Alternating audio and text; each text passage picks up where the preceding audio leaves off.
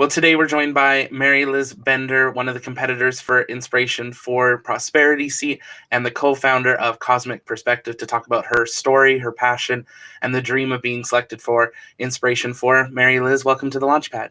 Thank you so much. I'm so happy to be here. To start, why don't you tell us a little bit about your backstory and what's led you to being at this point where you're chasing rockets and kind of at the foot of the future of the space race? Wow. How long do we have? First, I just want to say thank you so much. I know that you wish that you could be a part of this contest, and I wish that you could be a part of this contest. So sad that this isn't yet accessible to everybody, but I know that this is opening that door, and I just want to take a moment to, whatever happens in the next few days, this is such an exciting new era. And the fact that we're all able to be here and to somehow be a part of the conversation, no matter what, is really exciting and quite a responsibility. So I'm really excited that you just kind of stepped up and started doing these interviews and got involved. And anyway, so thank you. And thank you for the question. I have a really, really long, winding story that got me to where I am today. I grew up in Missouri on a farm, kind of in the middle of nowhere, and I loved it. I had a 40-acre forest in my background. Rode horses, just loved being amongst the trees and the nature. And I actually got to see every single night a really clear view of the Milky Way. So I always had a wonder about the stars. I was always questioning the beauty all around me and just always had a curious nature. I think thanks to the fact that I grew up in such an environment. But at a young age, I experienced a lot of unfortunate traumatic experiences. And so that changed really quickly. By age 9, things really began to shift and became very, very difficult. And so, throughout my tweens and then my teens, it got really hairy. I was no longer living at the farm. Um, I had gone to a school that was not accredited, meaning that the state of Missouri did not acknowledge the fact that they were handing out diplomas. And so I ended up actually dropping out of high school at 16 when I realized that the diplomas just didn't mean much. And long story about that, but I was just a lost kid. I was having a really hard time. I struggled a lot with depression, eating disorders, all sorts of things. And so I dropped out, and it was then that I ended up in a very, very, very challenging journey where I was battling homelessness. And by that I mean, sleeping in my car until I didn't have a car, and then kind of sleeping in a bunch of people's basements and sneaking around their parents and just trying to, find a place to stay that was safe in St. Louis, Missouri. So that was a real challenge. And during those times, the things that really got me through were my music. Always loved sitting at the piano or playing the guitar. And that helped me really get in touch with, you know, what I was really feeling and thinking, and carried me through some tough times. And then I actually, since the age of 9, I had seen Sandra Bullock in The Net. And I think a little bit later it was Angelina Jolie in Hackers, maybe a couple of years later. I was obsessed with these awesome women who were coders, and I wanted to be a coder. So even at 9, I mean, such a lucky time in life when the personal computer was becoming commonplace in the household. It was pretty new at that time. And I was teaching myself Q Basic. I'm probably giving away a lot here. And then, so my love of programming was always there in my mind, but it didn't really take off until I was in this state of homelessness, kind of just couch surfing, let's say. And I realized that the public library is this beautiful place where the doors are open to absolutely anyone, where they have computers that anybody can use for free, and they were connected to the internet. And so I would go to the library and I would check out books on programming, and then I would practice on the computers there. And so, really, I mean, I owe so much of my life journey to that one critical moment. I am so grateful for that opportunity.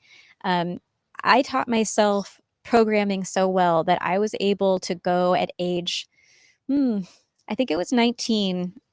So it took a few years, but at age 19, I begged my way into my first job as a web developer, and they brought me on, and I from there it was like an exponential curve, right? Life was really, really, really, really hard from like 9 to 19, and then suddenly, wow. So in my early 20s, I was working with that web company. I was freelancing on the side to make more money. I was so determined, and I eventually, in my, I think it was my mid 20s, was invited by a software company to come live in Spain. And so this is where my first real love of the nomadic travel lifestyle came into my life. And my whole worldview just totally expanded. So I went to Spain and worked there for 3.5 years as a programmer for a software company, and just loved it. I'm absolutely in love with Spain and loved immersing myself in the culture, learning the language, learning about a very different way of life. And so that really, really shifted things for me. So you'll see, like, as I tell my story, there are these moments of major shifts that I always like to kind of pause on and think about, because those moments come up for people, and if you seize them, then that's it. That's your ticket to doing something, chasing your dream, um, leveling up in whatever way you want to level up. And so for me, going to Spain was huge. It really expanded my whole world. Then, 3.5 years later, I returned to the US and actually lived in Kentucky, in Louisville, Kentucky. That's where my mom had been living. And it was there that, even though I was leading this successful programming career, I ended up meeting my musical soulmate. And Lacey is my bandmate, the lead singer of my band, Twin Limb. And we started writing music. And I'm not kidding, it was within months that we were invited to play these huge shows and then go on big tours. I mean, with my musical heroes. So, as an example, gosh, there's so many beautiful people to name, but one of the latest tours was with our friend Jim James of My Morning Jacket, and that was like a new kind of experience, because we went from like really hustling for 4 years straight, sleeping on floors, doing whatever we had to do as a band, trying to make it in the music industry, to being able to be on a bus, a tour bus, and we had the lighting guy who was amazing, and got to really play with the whole production. And so it was actually there during that tour on that stage where I recognized the power of experience, the power of art, the power of music, the power of people being together and singing together. There's nothing like it. There's nothing like it that I've experienced. And I'm so grateful that I was given those opportunities and able to tour the US for 4.5 years straight, and do that. And, when you're on tour and you're driving around from state to state, city to city, you have a lot of time in between. And by the way, I was still full-time programming this whole time, and I was the band manager. So it was a really, really full packed schedule. And on that particular tour, we'd be on stage for 3.5 hours or so, because we were the opening band, and then we were also Jim's backing band. And I mean, it was so much fun and a lot of hard work. And on the kind of like downtime moments, let's call them, when we were driving, I'd be listening to podcasts because you kind of get sick of listening to music over and over. And that's where I discovered my love of space. I really, in my upbringing in that school that I mentioned to you, we never had a science class. And so I never discovered an outlet for my curiosity until I was in my early 30s. And so this was a really special moment for me. That's where I picked up the book, The Overview Effect, after learning about it on a space podcast, Planetary Radio. Ironically, just a quick side note, I ended up working on Planetary Radio just a couple years later. But at that time, I discovered this really powerful thing. You know, I was on tour seeing people every single night come to the stage, come to the venue for an experience. And I was amazed by the awe of that experience, how powerful it was. And so I was really intrigued by the power of experience. And the overview effect is one of those things. It's a transformation that astronauts have often when they go to space and they see Earth from space, or they look out and they see Earth among the vastness of the stars, and they come back. All of them changed in different ways, but they all come back with a profound sense that something in their perspective has shifted, and they feel a real responsibility to share that. So that really intrigued me. And it was one night while I was on stage, I was looking out at the crowd and I was thinking, I want to gift that to them. Like everybody's here for this experience, and I feel like I have even more to give. And I didn't really know what that was or what that meant, but I knew that I had to chase this overview effect thing and understand it a little better. And so I actually decided I'm gonna, obviously keep the music career because this is my great love, and music is my first language. But I need to stop programming code for other people on applications that aren't really something I'm passionate about. So I went to my boss, I gave 7 weeks notice, and I decided that was enough time for me to find a job in the space industry, and I did. Uh, Ironically, I never watched Bill Nye the Science Guy as a kid. I didn't even know about that show. Never had a science class, but lo and behold, I got a job with Bill at the Planetary Society and ended up working on my favorite podcast with Matt Kaplan on Planetary Radio. And so that experience for 2.5 years gave me the opportunity to interview astronauts, scientists, all sorts of people. And that passion of getting to know the people behind this grand adventure, the people behind space exploration who have incredible, inspiring stories, that was it for me. I knew that I wanted to tell their story and share their experience through my art, through my storytelling, all of the ways that I knew I could communicate it well and in a different way. So I'm sorry that was such a long-winded answer. I feel terrible, but that then brought me to co-founding 3 years ago my organization, Cosmic Perspective. It was right after my very first rocket launch, which was the most epic, the one and only, the Falcon Heavy demo flight that sent Elon Musk's Tesla Roadster up into orbit. And I love seeing your reaction. I can't wait to let you speak. But this is crazy. I had this moment where I knew that it was going to be powerful, and I thought it was actually going to like blow me back. So I was hanging on to the railing really tight. And it just so happened that I don't know how I ended up there, but I was working with the Planetary Society, and we had a satellite that was going to launch on, a subsequent Falcon Heavy launch. So we had been invited to this VIP area.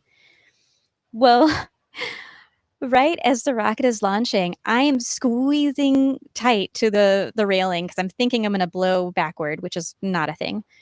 And then I look left and I see Bill Nye, the science guy, who is just full of wonder. And he's like a little kid, just like, oh, I want to cry. He was just, doing play by play the whole time. Like, look at what's going on with the physics and the clouds and watch for the waves. You'll see the sound travel on the waves. And I was just in awe of his excitement and his awe. And then I look to my right and I'm shoulder to shoulder, I kid you not, between Bill Nye and Buzz Aldrin. Man who walked on the moon, science hero. And I thought to myself, how did I get here? I I was homeless. I struggled with so much. I've made so many bad mistakes. I went the wrong direction. And to somehow know that I could end up in such a place was a profound moment to me that I really wanted to share with the world.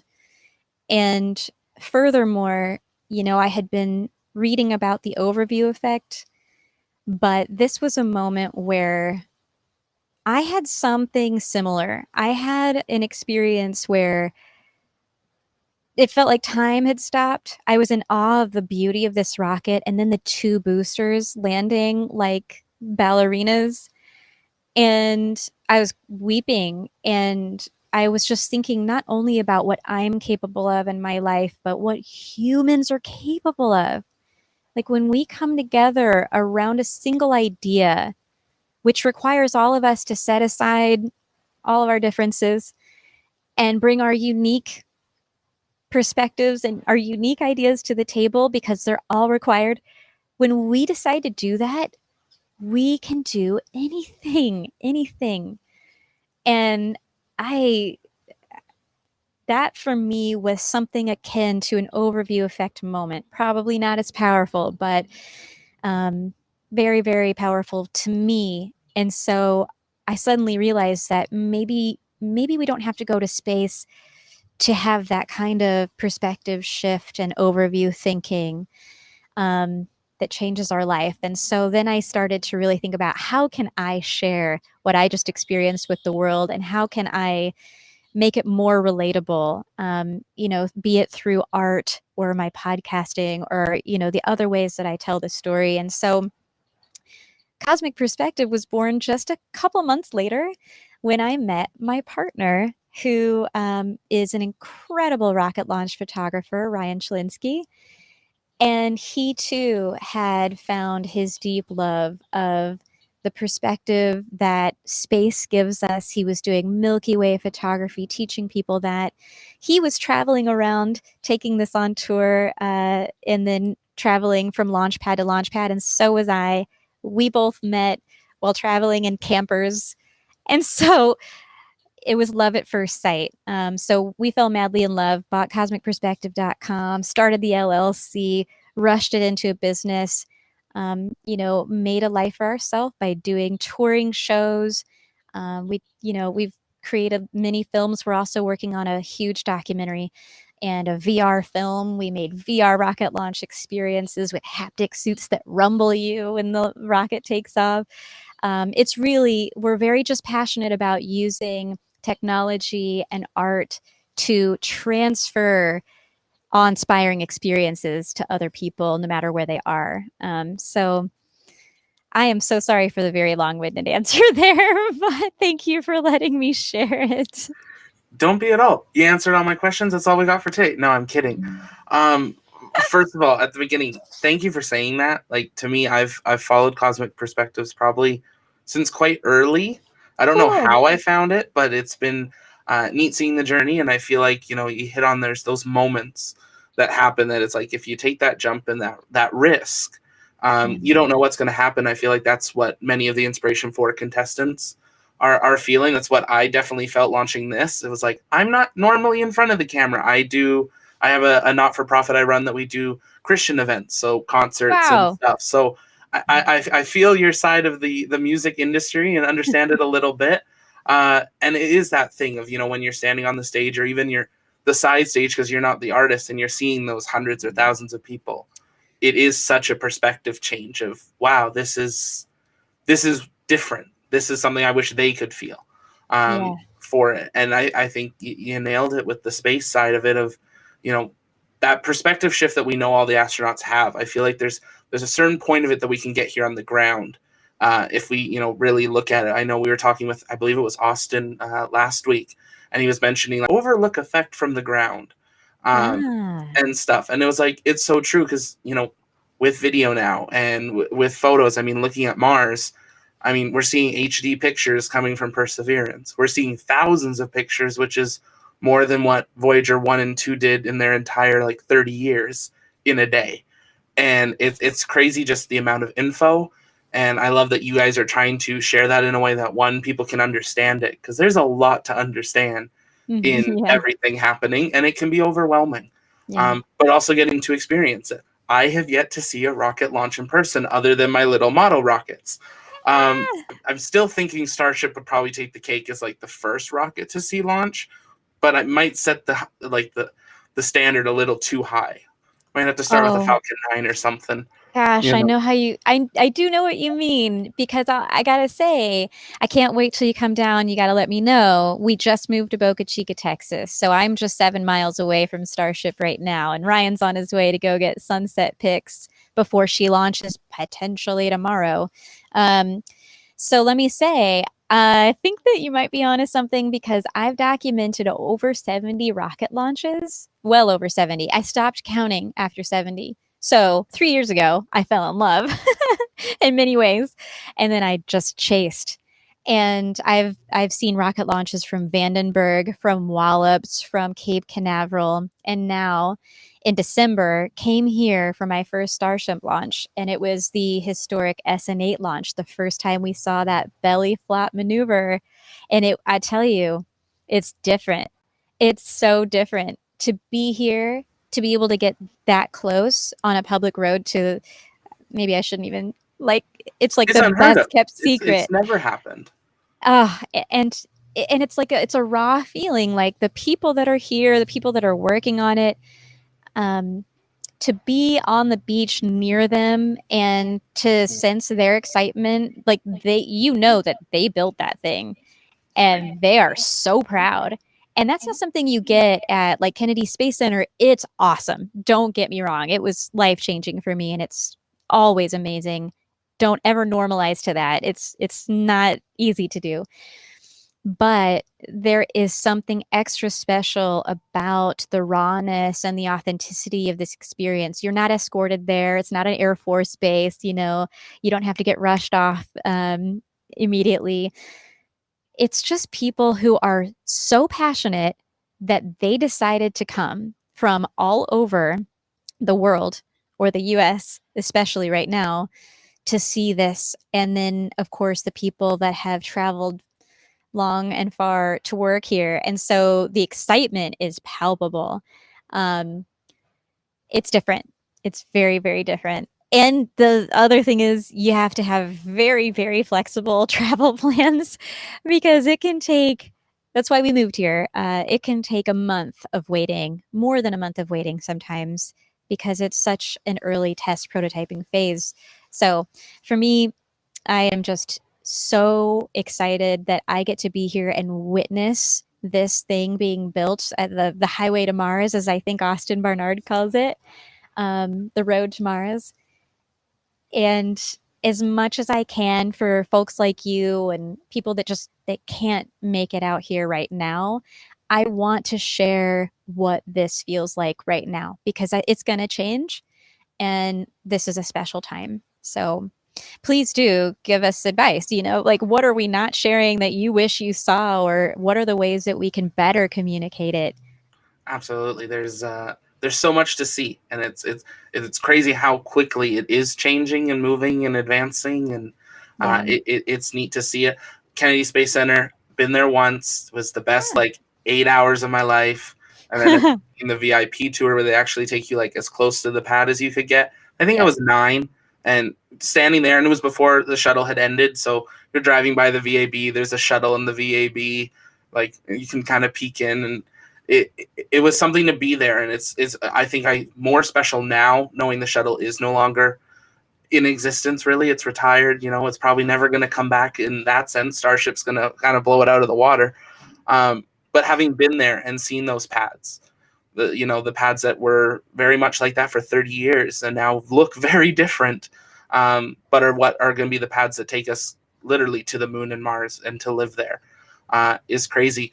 In your journey, you were saying, there's so many of those moments that, weren't the highs of life, but then also were. How has inspiration and how have you just kept hope through those times? We're traveling through a difficult time now with the pandemic and, Mm-hmm. people losing friends and family, but also just losing their career or their homes. What advice would you give them or inspire them with? Oh my gosh, I can't know what people are going through right now. I it breaks my heart to think about what's going on in some homes. I feel so lucky right now. I do I in my own life, we all have different experiences, but in my own life, I know what the bottom of a barrel feels like. I know what loss feels like. I know pain. And it is so hard sometimes to climb out of that barrel. And sometimes you have no support, nothing.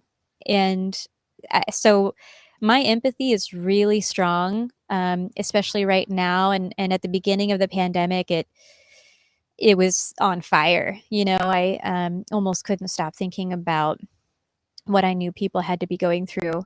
And I'm so lucky that I've designed this crazy nomadic lifestyle where I can do all my work online. It's challenging.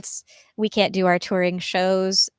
So we've lost a huge aspect of what we do in our business, and we've had to reinvent over the past few year or the past year, but nothing like what many people are going through. But I will say that hope is the only thing. Hope, if you lose hope, then I don't know how. I don't know how you get through something like this. But when you maintain hope, which in my mind is a positive vision of the future, something that's worth in your mind working through every challenge to achieve, I think that's the way that I made it through. And there were times when I lost hope for sure. And, it's just really about at that point calling on people for help when you need help. And sometimes you don't have that either. I get it.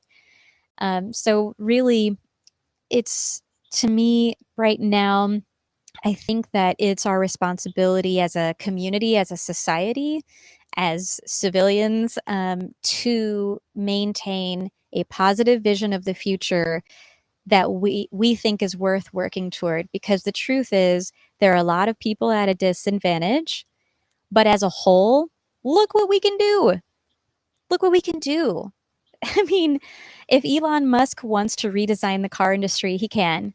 You know what I'm saying? If he assembles a team of people that believe in his vision for the future, he can make that happen. If he decides that he wants reusable rocketry, then he can inspire them with his hopeful vision of the future. Build it, they come, right? And then they come, they assemble, and they are willing to work for that vision. I only use those analogies because I feel like you probably relate to that story. It might not be the most relatable to others, but to me, that's something that I look to and I see as a clear example of what hope and inspiration can do. And so I think it is about that. It's about finding what inside you gives you hope, excites you, that you're passionate about, and chase that, whatever it is. It doesn't have to be space. It doesn't have to be leaving the planet. It can be something simple and right here. But if it's something that you love and are passionate about, that will keep you going. And then, of course, like I said, to ask for help when you need it. I think a lot of people who are in challenging times, our society often makes us think that we have to be really independent, and that's great. It's a great quality, but also it takes a lot of strength to ask for help. It's a vulnerable thing. And the truth is that maybe you'll be down tomorrow and I'll be up today. And, that's a roller coaster that goes on throughout life. And so I think those that are having really, really big challenges, I hope that they reach out to their community and their friends and anybody that can support them. And then it's of course the responsibility of those of us who are fortunate right now to step up and to help our community. Absolutely. I think, it's not something to be ashamed of to ask for help. And I think we've seen that through the pandemic of our communities are there. And even if it's not your direct community online, it's just incredible seeing what happens with my not-for-profit. It's in the faith sector. And we had someone comment on one of our posts. She's like, I haven't been to church in a year and I have no one to talk to. Mm, Within seconds there was 8 people. Oh, we have a Zoom Bible study tonight, we have this. mm. And it's like people want that community, and we're so connected now. I mean, we're going to be even more so when Starlink comes out, but Yep. there's really no barrier now. If you need help, there's someone that's there to listen to you, and it's so important to ask for that. And I think the whole thing of, if you dream it, we can do it. Look at the vaccine. It used to take us Yeah. 8-10 years, and we're now not even at the 1 year mark of when everything shut down, and there are hundreds of millions of people being vaccinated. Like, that's So unheard of awesome. in history, and that's with technology advancing, which so much stuff comes out of the space industry and other industries that help other industries you wouldn't think they do. It's really amazing just how interconnected everything is. Should you be selected for Inspiration4, you're going to be spending a few days in orbit. Jared hasn't shared too much information about what the mission will all look like. There's rumors of a flyby of ISS or a Hubble encounter or something. Is there anything you specifically want to try while you're in orbit? I know in your video you talk about the Memu gloves. What Hey, else you do you want to pronounced say it more? right. Yeah, you pronounced it right. So I here's the thing. I am so excited. I've known, even though as a child, I never dreamt I'd ever have the chance to go to space. But for the last few years, I've known I'm going to space at some point. I do. And so I've thought about this a lot. And the gloves, the Mimiu gloves, I've been dreaming of them, learned the programming language long ago before they were ever designed. They were manufactured for people, and there was a software to go with it. So I've been dreaming of how perfect these instruments are for space travel for almost a decade. And they are so incredible because they can basically queue up any instrument I want. I just program it in. And so I am excited to take an entire orchestra to space with me, queue up every instrument, and then when I'm there having that profound experience, I with headphones in, I am really excited to begin to compose the soundtrack to that awe-inspiring experience as I'm looking out the window. That is something I've dreamt about for a long time. In addition, though, Cosmic Perspective is obviously all about sharing through story and through film. And it's not just about that moment. You probably noticed since you follow us that it's not just about the moment of launch, it's about all of this setup time, it's about the aftermath. And so I just keep thinking about how exciting this new era is that civilians get to go to space and they'll be able to share every bit of the training. That's exciting to me. That's a challenging, exciting time where you're prepping for one of the biggest adventures of your life. That is a story I feel is untold. So I'm excited to document all of this the way that we do our launches and everything else with beautiful cinematography.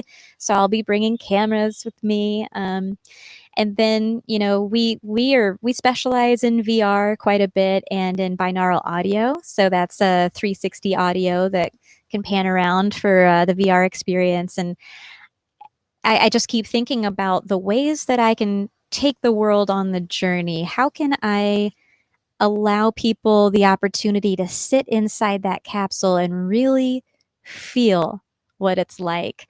So with that 360 audio, the microphone that I use, it launches here with the stereoscopic 3D camera, and then of course with my music, I hope to make a beautiful film with a beautiful story. And I don't think that there's a way for me to anticipate really what I'll want to do. It's like it's going to surprise me. I actually, by the way, this happened to me just a few weeks ago. I was on an analog astronaut mission. It was a Mars simulation. Went to the big island of Hawaii on top of a volcano, Mauna Loa, at the high seas habitat. And I lived and worked with 5 other crewmates.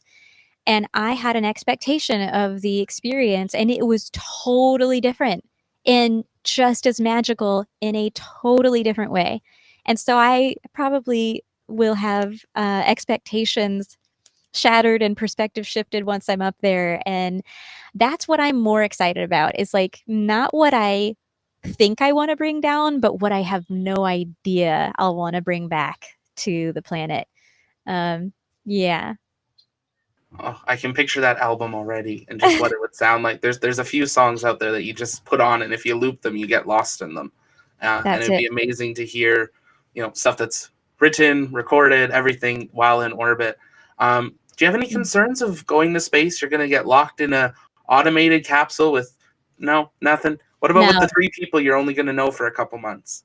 no, no. Yeah. So, I mean, I just went to a high seas. That's a valid concern, sure, but I'm a crazy person. I don't mean that I'm a crazy person, but I am a very brave person. I'm not scared of um, pretty wild experiences. Like I love caving, climbing, all sorts of skydiving. I throw myself into those kinds of situations because I really enjoy the adventure of it. Um, but as far as being in a capsule, it's, I wish it was longer. It's only 4 days, and I actually really just I have a deep love for humans. I love getting to know people. And on this mission at high seas, I didn't know those people until the day I arrived. I had no idea. I was just locking myself in a 1,200 square foot, 6 bedroom, tiny little habitat, and we saw a challenge, man. The solar panels that power the whole habitat. We had so many dust storms, aka cloud cover and rain, that we didn't have enough solar to power the habitat, and it was freezing. We were at 8,500 feet elevation. So although we were in Hawaii, it was very, very cold. Um, and it got challenging. Like we couldn't use any of our electronics. We couldn't heat up our food, which is a bummer when you're trying to rehydrate your food with hot water. Then you just got this mushy stuff that just tastes terrible. So it was a challenge, but what I loved about it was that's where I really had to flip my expectation. Like I went there thinking, I'm going to make an album. I'm going to do all this stuff. Well, there was no power. So what we ended up doing was just sitting around wrapped in blankets, telling each other stories and playing fun games and doing puzzles and just being together.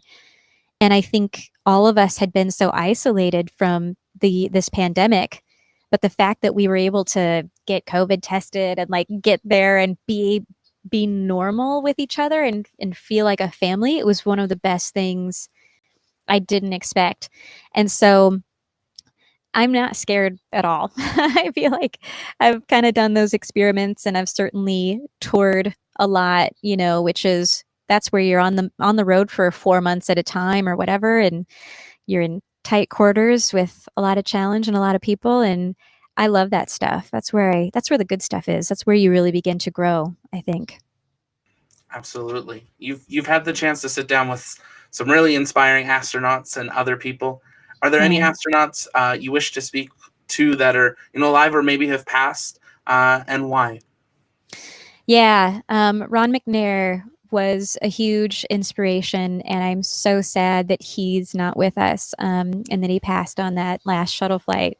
Um, Ron was an incredible musician, and I'm creating a documentary right now about art in space. So all of the art that's ever been done in space, and then of course my take on the future of art in space and why it's important. And he came up a lot in my research, and just a huge inspiration. He played the saxophone. There's such a fun story in this documentary that I get to tell about how he rented a saxophone from a little shop, and they couldn't believe what he was trying to do, take it to space.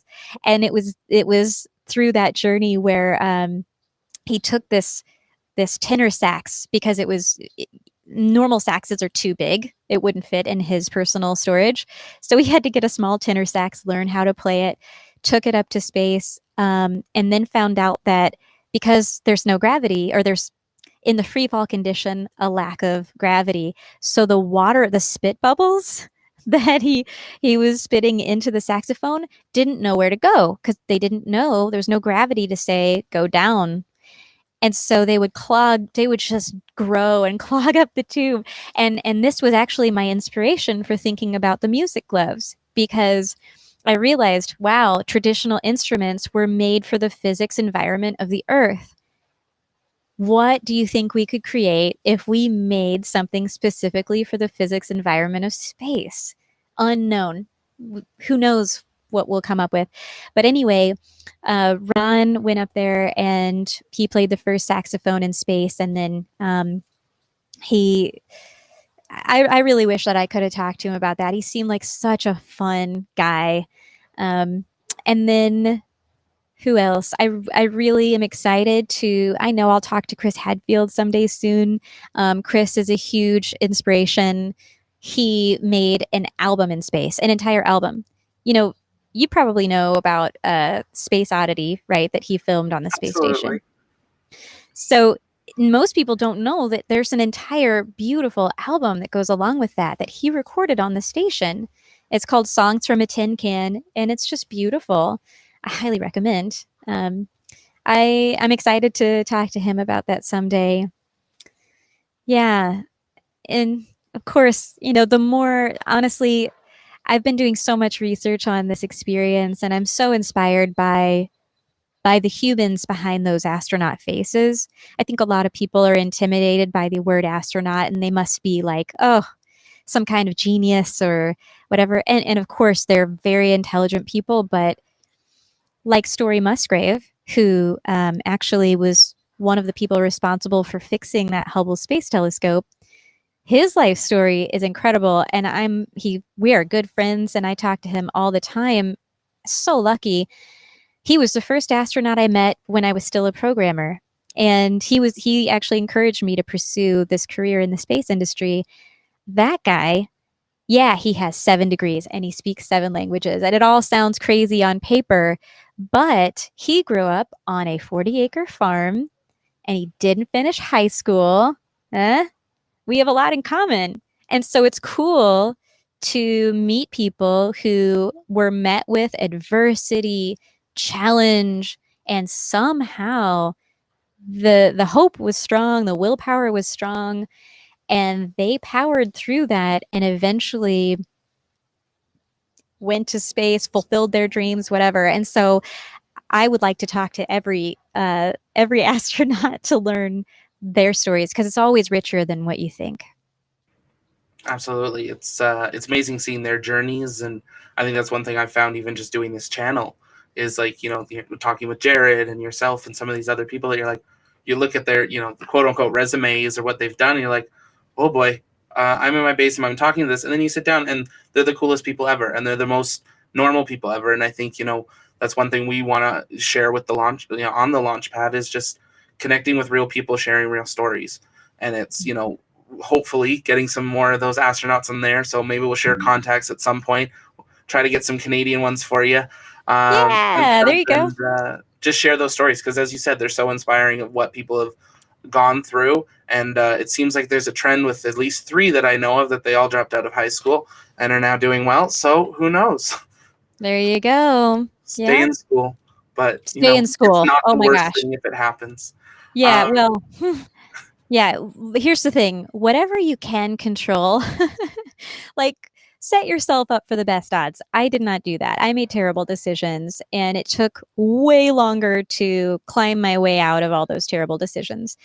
But yeah, there will be things that you cannot control. So just take advantage of the things that you can. PSA.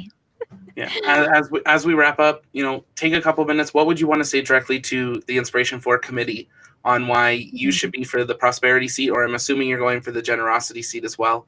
Yeah. But why you? Yeah. I wish I could do more for the generosity seat. And I hope to someday be able to do something far more than what I could do this time. Um, but you know, I just I'm so in awe of this opportunity. I'm so in awe of this new space era. I've known for a long time that this was coming. For 3 years, I've been following this whole thing. Um, you know, I've been telling people soon this is going to be like the commercial airline industry, and this is only the beginning. We're going to see an exponential growth. Civilians will be going to space. I'm watching Starship get built. Hundreds of us are going to board that thing. And people don't really believe me. But here I'm finding myself in this moment of disbelief because I've known that this was coming, but I had no idea that the people that bought the first flights, Yusaku Maisawa and now Jared Isaacman, would gift the other seats to people like us. That is so powerful, and it sets such a high standard for the future of space tourism. So, more than anything, I just want to say thank you for all that you're doing. No matter who gets picked, I've seen the contestants. It's incredible. It's a win-win situation because a powerful message is being sent to the world. Um, as far as I'm concerned, you know, I just the case I would make is I want to share this. I want to share this experience with the entire world. That's always been my goal in all of my work, in all of my art, and all of my music. All I want to do is share the experience. And I think that while we've seen, um, you know, you can follow along with what's going on in space. I feel like that human story has not really been told, and that would be my number one mission is to really tell the story in new ways and to share that experience as best I can with my art and with the beautiful humans that I would be with telling their story. So, and thank you. I mean, just thank you to you for allowing me to to make my case, and gosh, just thanks. Thanks for the opportunity. This is so incredible. I'm in awe. Yeah, it's an amazing time to be alive. As you said, seeing, you saw it coming, but actually that it's happening, and that, in any little way that we get to be part of it, and that our names written in that history book of even just talking about the first civilian mission, and that you're in the running for it is kind of a crazy thing to think of. I think if we think back 10 years, I don't think we knew it was coming, but the fact that we're part of it is such an amazing thing. We were invited. We were invited Yeah. to be a part of it. And 10, 20, 100, maybe 1,000 years from now, people will look back on this moment and they'll see your interview with Jared and they will know these are the passionate people that made sure the world was aware. And I just it gives me chills. It's incredible to think about this time that we're living in. I hope that all of us just pause and contemplate that for a second. Thanks for Yeah, all you're doing. it's thank you. Yeah, I've got the goosebumps too when you say that. It's that interview was not something I ever would have dreamt of, and it's amazing the power of a tweet. And I think it kind of relates to what you were saying of find your passions and take that risk of trying it. Is send a tweet. You never know what's going to happen. Send an Mhm. email. That interview came about, and they're like, "Do you want to do it in an hour?" And I'm like, Wow, no, the yes! studio's not set up. Let's do it tomorrow. Okay, then we'll go from there. And now it started this whole thing that's looking at, maybe expanding more. And we're building connections like this that hopefully we can work together in the future on stuff when can actually be on the ground or up here in Mm. Canada and stuff. So, Oh, so excited for you. thank you so much for your time. How can people connect with you on this submission and this journey, and how can they connect with Cosmic Perspective as well? Thank you for asking. You can go to cosmicperspective.com. That's the easiest way to just connect with me, us, and what we're doing and follow this exciting new space era. We'll be live streaming with Tim Dodd, the Everyday Astronaut, probably tomorrow for that next Starship launch and forevermore. So, um, connect with us there. And then if you'd like to boost my entry, will this be going out before? It should be going out probably tonight, first thing in the Wow. morning. I'm not somewhere in there. Yeah. So if this goes out before midnight tonight, and no pressure, don't worry. Go to twitter.com/consider cosmos. Consider cosmos. Cosmic perspective was taken. So if you go there, you'll see my entry is pinned to the very top. And yeah, I'd love everybody's support, but at the same time, like, just kind of, I mean, all of these contestants are so incredible. My favorite part of this whole thing, um, even though it's challenging to compete, it's challenging to create that video and try to put yourself out there. It's very vulnerable. But what's so cool is that all of these amazing people have come together around this passion that would never have been connected otherwise. So if you just search Twitter for Inspiration4 contest, you'll see a load of incredible people. And I encourage you to connect with all of them because they're all doing amazing things. Yeah, I was in an interview earlier this morning with Ruben and Phil, and it's just amazing. Even just the community of how supportive each other have been, retweeting each other's submissions and just getting those eyes on. Because there are some of those videos that, they have 50 followers when they released it, and it's slowly growing. But some of the ideas are just so incredible, and it's such a tight-knit community. You go live with Everyday Astronaut. Are you at, or will you be moving into the Mars studio? Oh, well, we've been helping a little bit with the Mars studio. We're not the painters. That's Sheen and Rachel from Espadre. These are our best friends, and it's so cool to be living here, not far away, and building a community here. It's so cool. I've never had an experience like this where you kind of move somewhere and build something from the ground up. So I will be inside Studio B, the Mars studio, a lot. But I'm actually the person that will be down on the beach, always getting that VR view, and then with a camera where I'll be interviewing people.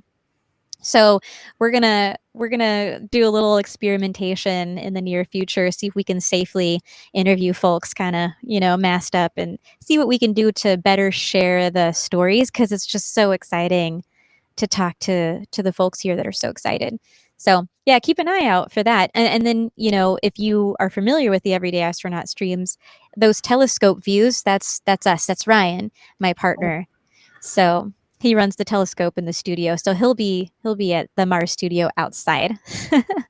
Yeah, it's amazing seeing, him expand down there and really start building up that community of having a place to work as well. Because working from hotels worked for a while, but being able to start building that foundation of people being able to have kind of a quote unquote home base is huge. And it's neat seeing how connected it is too with you guys and Espadre and him. And, hopefully we can connect with them in the future as well, whether it's down there or over Zoom. And we'll go from there. But thank you so much for being here, MaryLiz. It was a privilege connecting with you. Hopefully we can work together in the future. And I wish you all the best with your submission. Thank you so much. I really enjoyed talking to you. Appreciate you. My name is MaryLiz Bender, co-founder of Cosmic Perspective. This is one of my favorite places on the planet. Standing next to Starship, talking to the people and the families here, I'm reminded of a quote from Apollo astronaut Frank Borman. Upon returning from space, he was asked to describe his experience, and all he could say was, "We should have sent poets." Artists, musicians, storytellers, they inspire us. They help us dream of a bright, exciting future, and then we come together to begin building it today. And as an artist, I'm inspired to keep that cycle going. But almost all artists in history could only imagine what it would be like to actually be in space. I've had the incredible opportunity to talk to astronauts about these moments, how we're all crew on Spaceship Earth that becomes real to them. This is a transformation called the overview effect. Today, the first all-civilian mission is assembling its crew, and for the first time, people of all backgrounds can embark on this adventure. As a touring musician, I witness how art can unite us. Seeing a crowd of people experience awe together is unforgettable. But it's hard to take a drum kit to space. These are Mimu music gloves. Using motion and gestures, I can conjure up any instrument imaginable. I've always dreamt of taking an entire orchestra to space, and now I might actually have the chance. Making this kind of inspiration accessible to all is a big part of our mission and business. At Cosmic Perspective, we use music, films, virtual reality, interactive art, and live shows to amplify the beauty of this adventure. Also an amazing opportunity to share the human experience, personally, what it's like to train, launch, fly, and return to Earth. As someone who didn't finish high school, I never thought I'd have a chance to fly to space, not in a million years. I was such a lost kid. I even battled homelessness.